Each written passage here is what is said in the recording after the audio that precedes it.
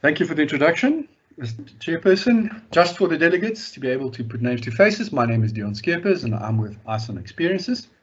Daryl, you want to introduce yourself? Thank you, Deon. My name is Daryl Marcus. I'm from Live Person. I'm the VP for Sales Africa, and I'm based in Johannesburg, South Africa. Thanks, Deon. Thanks, Daryl. Right, in this session, we'll be discussing changes and shifts, both on a consumer and on a consumer preference level. And we'll also be focusing a bit on this concept of digital maze, and we'll share a lot more about that later in the presentation. Please ask questions in the chat room during the presentation, and we'll certainly get back to you on those questions as soon as possible. Let's get going. Starting with the COVID-19 pandemic slide is maybe not the greatest idea. I'm sure we're all tired of that COVID-19 concept by now, but the point being that consumer behaviors and communication preferences has definitely been affected by this COVID-19 pandemic. You'll see throughout the whole presentation, there has been a permanent shift in the way that consumers engage with brands, and hopefully you'll be able to see what needs to be done in order to keep up with the trends and the shifts. This slide is research done by Deloitte and Gartner, and it clearly shows the almost exponential growth of messaging as a channel consumers use to engage with organizations. Most of these other channels remain flat, and voice is even reducing as we move forward into the future. These stats definitely support the concept of explosion in messaging as a channel. Over 300 billion messages are being sent across Facebook, WhatsApp, and the different social media channels. And what is quite nice to see is over 900 million WeChat users are now trusting the messaging app to do payments and purchases. But as consumer expectations and demands change, so organizations and enterprises have to change and adopt. And we see that messaging as a channel is now preferred by users more than phone and email. This also shows the research from BCG that consumers globally are using an average of 5.6 channels to engage with organizations. So it's not just about messaging, it's certainly about making sure that you meet customer demands in the channels of their choice. And it means that you have to start investing in technology. 72% of all customer interactions will involve emerging technologies such as AI, machine learning, chatbots, messaging, and you need to be able to adopt and to be able to prepare for that engagement with customers. We're already seeing that 56% of companies are seeing conversational bots as a major disruptor in their different industries. Market is evolving. Brands are digitally transforming with AI, artificial intelligence, and you have to start looking at how do you deploy artificial intelligence to allow for capabilities into the future. And while doing that, you need to also make sure that your customers' expectation around a unified view, a unified customer experience, in fact, across these different channels are seamless and at the same level. Otherwise, you're going to struggle to keep customer satisfaction levels and customer experience levels where they should be. We're also seeing that data has now become a key driver, if I could call it that, within the digital channel environment, because now you can collect the data and use AI analytics to actually get more intelligence about your customers, about their behavior, to drive improvement in your customer experience strategies. Even in contact centers, evolution is taking place. This slide shows again how contact centers have already or will adopt these technologies in the next 12 months. And you see the concept of AI, machine learning, speech recognition, and analytics, interaction analytics within that space, which is something you need to consider if you want to be staying relevant in the marketplace. But systems should not determine the customer experience. Don't allow technology and a lack of integration and a lack of a proper planning strategy for these omni-channel systems to affect your customer experience. Customers will have access to multiple channels, but if their experience with your organization, with your brand, when engaging on these different channels is not seamless, there's going to be a challenge around your customer experience. Today, in most organizations, the customers are experiencing a fragmented engagement across these various touch points, and that causes bad customer experience. So what we're now seeing is that these consequences are doing nothing. 67% of companies that is listed on the global 500 have died in the last couple of years, okay? Mainly due to innovations in the marketplace around things like digital transformation. And certainly when you do not improve and focus on your customer experience levels, that can have a major impact on the environment, because customers will leave you if they don't get the service they expect in the marketplace. And then also this concept of adopting of new technologies, quite a key thing. if you want to stay relevant. This is a great video clip. It actually gives a very nice representation of companies getting it wrong. Companies may be providing certain channels, driving things like digital optimization, and not getting it right and creating a very bad experience for their customers. Hello, thank you for calling. Your call is important to us. I'm afraid we are currently experiencing very high call volumes, so there may be a delay. Have you tried our website? It's the quickest way to get help. Just go to our website and we'll be able to help you right away. We're sorry that we haven't been able to answer your call. We're doing literally everything we can to get to you. Call volumes are unusually high and have been for several years now. Unusually. In the meantime, how about checking out our website? Or stay on hold and we'll be with you as soon as humanly possible. Me again. I'm afraid we're still far too busy to answer your call, even though there is simply nothing we'd love more than to speak to you. The calls. You wouldn't believe the volume. We're talking gallons. If there was anything we could do to speak to you more quickly, you're goddamn sure we'd be doing it. Apart from employing more people to answer the phones or improving our service so you don't need to talk to us. That's not on the table. Why not see if you can find the answer to your question online? Your call is deeply meaningful to us in an almost sexual way. You're in a queue. I'd give you a number, but it would just make you sad. Why don't you go on our website? We've got a live chat function on there, which is definitely a real person and not just a bot. Still here? Well done. Most people have given up by now. Trust me when I say that we are so desperate to talk to you, it's almost embarrassing. Our website is still out there if you want to give that a try. Let me spell it out for you. http://w.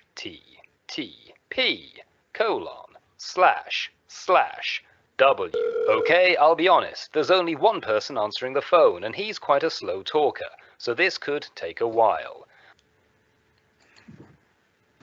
Yeah, how to not do it. Gerald, how does it resonate with you? What are you guys seeing in the marketplace? So Dion, that's really funny, but sadly funny. You refer to it as the digital maze. If you can go to the next slide, please, Dion. We at Live Person, we actually see it as what we call the digital fortress.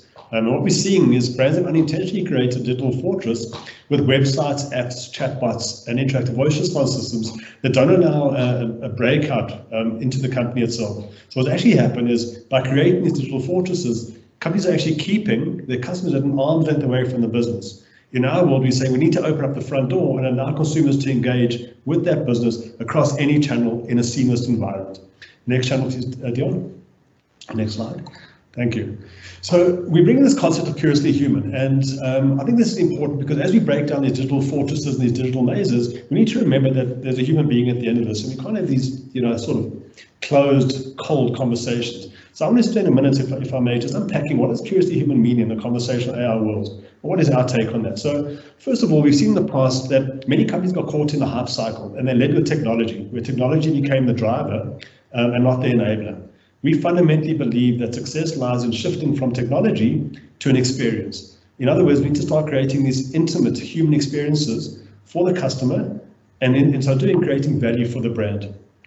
So if I was just to summarize what I was trying to say in a few words, think of Curiously Human as a digital experience like this, moving away from a digital IVR in a third-party messaging channel, or a maze, as we call it, a digital fortress, really looking at that human AI tango, movement between automation and the human being, and then importantly, bringing AI to life and reporting on your chatbots, same as you would a human being.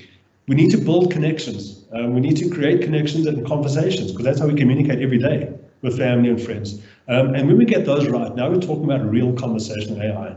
So in summary, we're actually defining a new and more human customer experience. Can you go to the next slide, please, Dion, or open that one up? So there's three pillars in creating these curiously human digital experiences. The first is understand, then connect, and then to deliver outcomes. From an understand point of view, we need to ask ourselves, do we really understand our customer?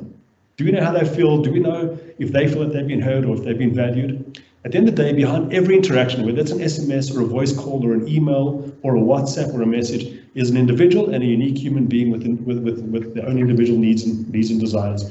So the key to understanding is understanding what is my customer's intent, and how do I map that intent to a customer experience and really make my customer feel like they are being heard. The connection piece is hugely important. We need to create simple and easy connections between our stakeholders. And who are our stakeholders? Not just our customers and the brand, but also the agents and the customer.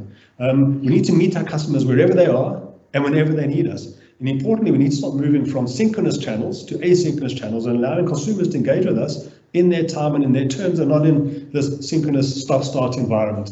And then lastly, we need to do this based on ROIs. You don't want to go down a road and not be able to see return investment. So what does it mean? What is the impact of these on our brand and on our customer? From a customer point of view, getting it wrong, as you said earlier, frustrated customers, a loss of trust and a loss of loyalty. And from the brand, a massive impact on key KPIs, increase in operational costs, decrease in efficiencies, lost revenues. At the end of the day, the bottom line is to raise your bottom line and to turn routine conversations into revenue-driving brand experiences. So Deepen, you've unpacked the slide over here. I'll quickly have a look at what it means from a brand point of view and then from a consumer point of view. From the brand, understand, use AI that drives outcomes. No more cold automations. Create those exceptional conversations across all the different channels and do it to deliver real outcomes, increase revenue, reduce operational costs, and increase customer satisfaction and loyalty. Can you go to the next slide, please, Deepen? From a customer point of view, I want to feel like I'm being heard. I want to feel like you know who I am. I want you to connect with me. I want to feel comfortable when I engage with you. And importantly, I also have outcomes that I need to get to. And if you get that right, you and I can have a long-term relationship. Resolution and love, loyalty and trust. Next slide, please, Deepen. So you might have heard the thread to this whole thing over here is AI needs to live in the contact center, not in the lab. What does that mean? We need use AI to understand the customer's intent. Use that AI to map it to user experience. Should it go to automation? Should it go to an agent? Use the AI to drive and assist the agent with agent guidance. Use AI to manage your queues in your routing in your environment. That's where the magic will actually happen. So Deepen, in the next slide, if you could. So I touched on it earlier, but I'm actually going to take a bit more time to unpack this, and that's really looking at the outcomes. If you can go to the next slide, please, Deepen. We at LivePerson are seeing fundamental shifts at the moment in terms of ROIs and outcomes. From a consumer adoption point of view, as Deepen mentioned, we're seeing an explosion of messaging, even more so when we consider things like IVR deflection and proactive messaging, especially to things like WhatsApp. 1 in 3 people will take up an IVR deflection. That's incredible. We're seeing positive sentiments across key stakeholders, the customer, the agents, and the managers. We're seeing huge improvements in operational efficiency. When all of these things are combined, we're seeing incredible outcomes. And I think that you can see in the slide over here, a top US retailer, 30% boost in customer satisfaction, a 2 times more efficient agent in a global telco over voice, 90% automation containment rates at a top 5 US domestic airline. From a revenue point of view, up to 10% conversion rates versus traditional digital experiences as a US retailer, and then 50% decrease in agent attrition. Agents are loving coming to work and being a messaging agent as opposed to being a voice agent. Deepen, next slide, please. So very quickly, I thought I'd touch on a quick retail brand. I'm not going to go through this in a lot of detail, but it's significant if you look at the bottom line is, 4-time conversion rate, 72% increase in average order value for a top US retailer. The Home Depot, 30% decrease in cost per contact, and a CSAT peaking above 90%. That's incredible. And a 3 times average order value and a 3x number of ordering when looking to drive ads from messaging from offline to online. And lastly, at a big US retailer, 30% increase in customer satisfaction and a 3 times increase in efficiency by using IVR deflection and moving conversations from IVR into messaging. Deepen, thank you. So I'm going to move through this really quickly in the initial time, but as you can see from a consumer point of view, if you just have a glance over those stats, 74% of consumers are more likely to do business with the company if they can message them rather than call. From a connection point of view, 63% companies say they'll messaging with the company would make them feel more personal. And outcomes, 70% of consumers are more likely to make a purchase if they can browse and get answers over messaging while shopping. Deepen, carry on, please. Thank you. So we as LivePerson, we work in the local market through ISON. We're looking for a local partner with feet on the ground, and I thought it'd be an opportune time for Deepen just to quickly touch on why ISON in the local market and a significant partner of LivePerson's in this region. Thank you very much, Daryl. And certainly, when we engage with our customers, whether it's in our own contact centers or within the industry selling these technologies to customers, LivePerson is a strategic partner for us when we talk digital transformation and all of these new emerging technologies we spoke about. So why ISON? ISON is a leading global CX management company and BPO service provider. And if you look at this next slide, it lists a whole range of our solutions and service offerings, from the services we offer in our contact center environments to a whole range of these digital transformation technologies that we deploy. A whole bunch of the technology we spoke about, from AI to chatbots to analytics. You can all see those across the environment. And a lot of these technologies, even like the chatbots, are now multilingual, and we cater in those environments for multiple African languages that want to engage, allowing customers to engage in their native tongue to organizations. The right-hand side shows a bit about the industries that we play in, and we're obviously constantly expanding within that space. Global presence and local footprint, or local focus. We now have present over 18 different countries, over 36 sites across Africa and India and Dubai, over 18,000 employees, and we're constantly growing. That just gives you an indication of the size of the organization. These are some of our global clientele. You can see a very strong focus and presence around the telco industries, as well as the banking, financial services industries, and insurance industries. And these are just some of those logos, should you be interested. Darryl, over to you. Thank you, Dion. And very quickly, why live person? If you go to the next slide, please, Dion. So why do we say our scale is unmatched? Live person has been around for 26 years. In fact, live person invented live chat and pioneered the move to messaging. Live person has 18,000 customers, in its base. So if you look at some of the data in there, of over 18,000 customers, our data is fueled by the ability to use 20 billion conversations each month to drive our intent manager. Our AI engine has been built from the ground up to be one of the most accurate in the market, and that you can see from the stats over there, where our AI is being trusted by customers. Our AI engine will play more than 70% of customer interactions, 20% more than the industry average. Dion, if you can go to the next slide, please. So as I said, we work across 18,000 customers. Having done this for some of the biggest brands in the world, we have the playbooks, we have the expert guides, we bring that to the table to make sure that every deployment of conversational AI is a success. And then lastly, Dion, if you can just move to the next slide, if you could. I'll close off by saying that, with all the data and all these things that are going on, we keep getting smarter and smarter. We feel that, when it comes to recognizing consumer intent and automating the customer experience, we are the market leaders, and we take pride in deploying these conversational AI solutions that are more curiously human. Dion, thank you. So before, I thought we'd leave you very quickly with a video which really just takes a quick look at, creating curiously human experiences. So Dion, if you can hit play, that would be great. Thank you.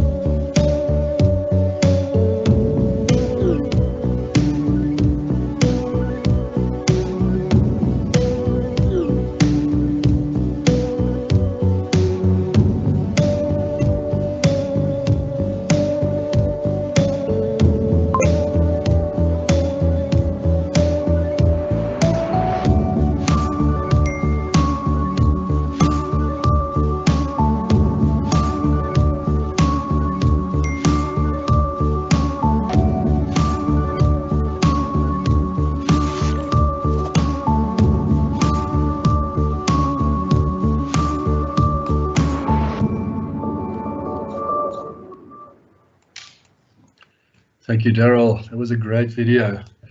All right, thank you, everybody. Thanks for taking the time to listen to us. Hopefully, we added some value. And please do us a favor, scan the QR code on the right-hand side there and start a conversation with us. Thank you very much.